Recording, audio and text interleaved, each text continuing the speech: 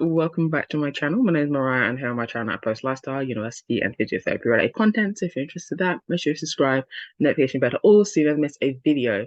Today I want to go through my timetable with you guys. As you can see, I'm sharing my screen. We're going to go through my first year and my second year timetable to give you a rough idea of what my schedule looked like in my 2 years at Birmingham. If you're new here, hi, subscribe, give it a thumbs up if you enjoy it. But I started my degree in 2021, September 2021, that is, and I'm finishing my degree in a couple of weeks. I do that because, as you will see, my placement, which I'm currently on, is my last thing. And technically, timetable-wise, I finish in 3 weeks, which is wild to think about. But we've come a long way, and you're going to see how much and how far I've come. Yeah, so just got a lot going on, and then after this placement period, it's a sitting and waiting for about a month to find out my grade period. But anyway, I'll have a whole video on that when that time comes. So jumping into the timetable, obviously some of you guys wanted to know what my schedule looked like from before, and I only just remembered that we have Excel spreadsheets. So I don't know if they're going to continue handing them out in an Excel spreadsheet. The reason why they did that for us is because we had quite a bit of difficulty getting our map, like not maps, our calendar, like our timetable to schedule, like to sync up with the app. And we had quite a few issues with people having a class, but it's not showing up on the app, and then not having a class and it's showing up on the app. It would cause a lot of confusion.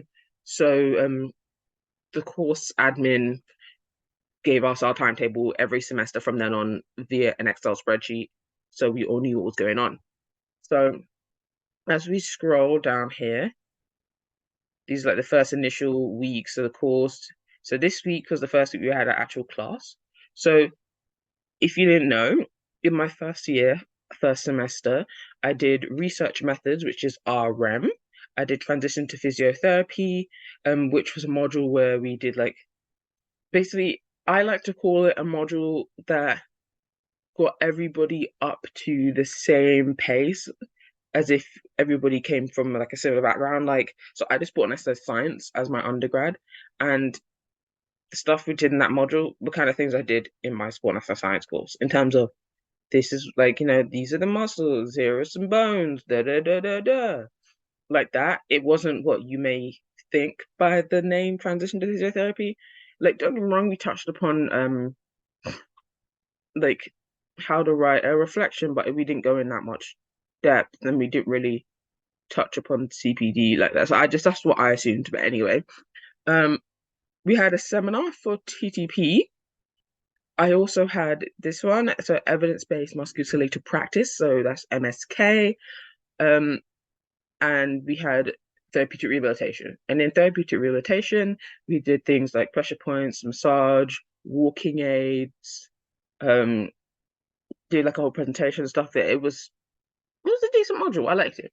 But anyway, so this week is like an actual week of what my timetable would look like. So for reference, I was in group one for everything throughout my whole 2 years.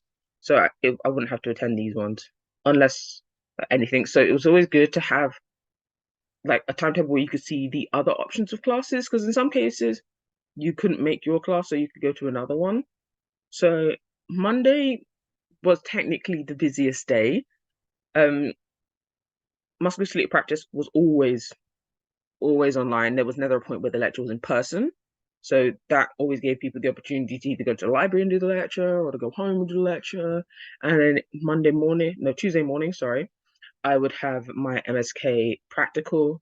Similar thing, Wednesday morning, therapeutic rehabilitation practical. And then I was in the group that would have the seminar on the Friday. No, I'm not gonna lie, I was a little salty that I didn't get the Friday off.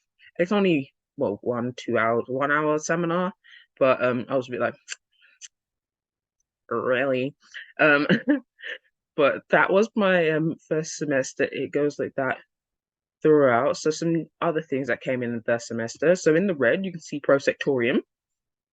So I don't know if Birmingham's continuing this. I think they should do. I don't think they would stop it, but just in case they do, I'll give you an overview of what it was. So we did 3 weeks in the prosectorium, which is the cadaver lab. So as you can see here in the red, the class was split up into two groups. We went over to the medical building and we basically, yeah, got to see and annotate and like I'm trying to think of a good way to say. Basically, we got to like, investigate the bodies of people who donated their body to science to help us learn our anatomy a bit more. So we would go in the room, there would be a femur, like literally like a whole femur muscles including everything, and there'll be a sheet next to you and it will say locate this muscle or locate this artery or this, and it was like we wouldn't like physically point, but like you'd have like this little stick kind of thing, and then you'd point that out. But I thought that was really good for our learning, and hopefully they continue that because it was very helpful to see that. Beyond looking at a book to learn muscles and learn anatomy, I thought that was very helpful.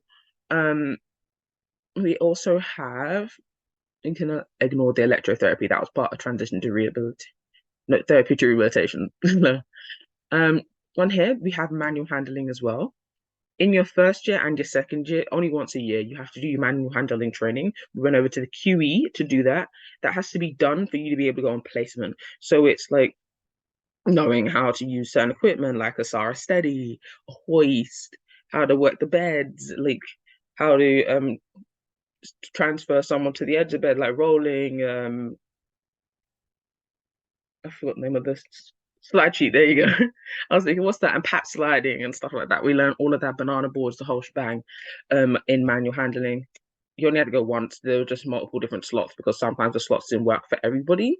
I also like that on the timetable, you can see our exam periods as well. So at the start of the year, you obviously you didn't know which slot you were going to be in, but you had an idea around the period when assessments were going to come about. So that was the first semester. Now, on to the second semester. Second semester, the modules changed around. Sorry. MSK was the only module that carried through. So we had MSK, which is the EBMP, and we had evidence-based cardiorespiratory practice and neuro, evidence-based neuro. So I was in every day for this timetable. So as you can see, MSK stayed at the similar time, 1 till 3, but cardio was very late, so 5 till 7 o'clock. And I remember it being on the other side of the campus. So after a while, they allowed people to watch online as well, rather than just being in person, because it was pretty late, and I don't think I was driving. Like I knew how to drive, but I didn't have my car at the time. So getting back to the place where I was staying, which was kind of awkward too, it was, yeah, it wasn't convenient. And considering January, it was dark at night, it was just not a vibe. And so I did those online for sure. The majority of lectures, I want to say all lectures were recorded. It obviously depends on the teacher and whether they remember to do so, but majority of them recorded. So I'm not saying don't attend class, but I'm not gonna lie to you, there were one or two classes where I was like, I'm just gonna watch that later, and I did that a lot for MSK, and I just watched it the next day instead of watching it in on the day of, for example. So timetable looks very similar. I had MSK Tuesday morning, Wednesday morning cardio, Thursday morning neuro, so practical, and then Friday morning I think I was in the Friday morning slot. I was even I think I can't remember exactly, but on Friday I was in my neuro seminar class. Cardio respiratory also had a seminar, but that came up at little points, at random points here. It wasn't every single week. So we got sorry, BSL, what? Let's got BLS, that's basic life support training. So in our second semester, we had to do 3 weeks of that. So like you'd cover like resuscitation, you will cover like what to do if someone's choking, like stuff like that. And then on the third week, you'd get a little time slot and you come in for like a 5-10 minute assessment where you walk through, like you do a role play of what you're going to do in this scenario. And then after that, you're done. In those classes were late. This wasn't just 1 hour. I think it was like a 3 hour session each time, apart from on the third week. So you start at 6, wouldn't finish until about 9. Then obviously I would have my practical at 9 in the morning the next day. So you met all I'm saying, like, when it came to that class, I was like, I don't want to have to do this again. So I'm making sure I pass this first time. So what happens is if you say in the middle of the assessment you make a mistake, I think depending on time, they were willing to let people try again there and then. But if you like flat out failed, you'd have to redo the 3 weeks again on whenever they were able to run the 3 weeks again. Because these classes were run by I think I don't know what year, but medical students. They were run by medical students um who ran the course themselves. Um but the qualification you get is like all like a high qualification and everything for you to be able to say that you've done basic life support training. Anyway, so in the second semester, well, as you saw, first semester was all theory based. Second semester with placements start to come in. So my first placement was a nursing placement. It wasn't 2 weeks long, but what happened is the first week, or for some people the second week, we had service learning. So service learning, we have to source ourselves. That was basically either spending time in, let's say, a charity shop or spending time in a food. I forgot my words today. Food bank. There you go. I spent my time working in a hostel. As you know, I work in a hostel, but it was a different hostel. It was a hostel I worked in before, basically, long story short. And then the other week was spent on nursing. The nursing one, you had to do 30 hours of nursing placement. I did that. I'm not going to go into that in here. I'll link my video above of what I thought of my nursing placement, so you can check that out if you're interested. After that period, we had our Easter break in April. We had 4 weeks of Easter, well, 3, 4 weeks of Easter, um, depending on what your schedule looked like. And then we came back to classes again. Just in case you're wondering, yes, when you're on placement, if it says BH, you do get bank holiday off. It's up to you whether you take it or not. But what you're going to see, so this is just assessment period. Oh, here assessments and practicals. um, Before we went back onto placement. So this is our first placement, and I was on TNO again. A video will be up in the cards above. All the videos that I'll put in the cards, I'll also link down in the description just in case you missed the card. But on this placement, there were 2 bank holidays. I think it was like Good Friday or something like that. I can't remember what the bank holiday is before Good Friday. But I took those days off rather than staying, and that was a 4 week placement. After that 4 week placement, we had our neuro assessment. This one was a written assessment, if I remember correctly. So that one wasn't one where we had to be in person. So we were still on our little break that we had before we went on to CE2, which was my Opal placement. That placement was 6 weeks long and took us all the way up to summer, which was lovely. Moving on to after summer, we're into my final year. First things first, when we come back, we looked at dissertation. Obviously, dissertation is a very, sorry, my nose is playing up, is a very important part of the degree. As you know, University of Birmingham is a red brick university, which means that they are big in research. So dissertation is a huge part of everything for them. So in this dissertation lecture, we basically just talked about what was going to occur through the module, how the module was going to be structured, and what was expected of us. At this point in time, we didn't know who our like supervisor is and etc. But anyway, again, I've gone through the module in another video, so there's that. Also, in that week, we did a lecture on elective information session. So, elective information is basically our elective placement. I'm currently on my elective placement. So, your last placement at Birmingham is elective. You could pick it yourself. You can organize it yourself. Again, the whole video on that. And yeah, that was pretty interesting. Some people, you got the option to obviously go abroad. You had the option to stay in the UK. The only thing they asked is that you didn't do it within the connections they have within the West Midlands. And if you were going to organize it in the West Midlands, you spoke to them first because you don't want to ruin the connections that the university already has by approaching them yourself. Sometimes it looks a bit, I don't know. Anyway, so we went on to CE3.